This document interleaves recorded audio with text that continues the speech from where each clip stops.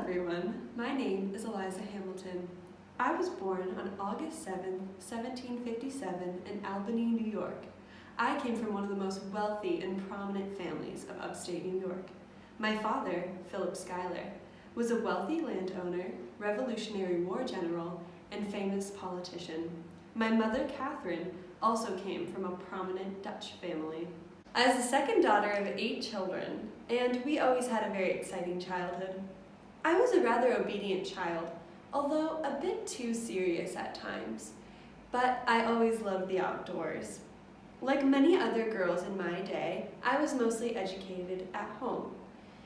Many women's roles during the Revolutionary War consisted of caring for the soldiers, sewing their clothes, cooking them food, and acting as nurses. But because of my father's social status, we had a rather exciting time during the Revolutionary War.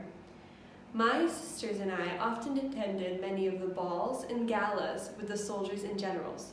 Sometimes we'd even host the soldiers and generals in our own home. It was at one of these balls that I met the young Alexander Hamilton in February of 1780. He was intelligent, clever, and might I say attractive. Alexander and I fell in love rather quickly, and in December of the same year we were married at my parents' home. 2 years later, our first son Philip was born, and 7 more followed. We also fostered a young girl named Fanny. Her father had died as a Revolutionary War hero, and he was a close friend of ours. I was most dedicated to raising my children in a Christian home and in the Christian faith. I was also by my husband's side as he accomplished some of his greatest achievements. He became the first Treasurer of State, and he wrote the Federalist Papers, which defended our U.S. Constitution. The year 1801 brought the first of many hardships for my family and me. My dearest sister Peggy died from a long-fought illness, and my son Philip died in a duel in an attempt to defend my husband's honor.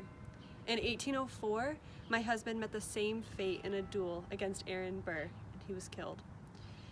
In 1804, also my father, Philip Schuyler, passed away.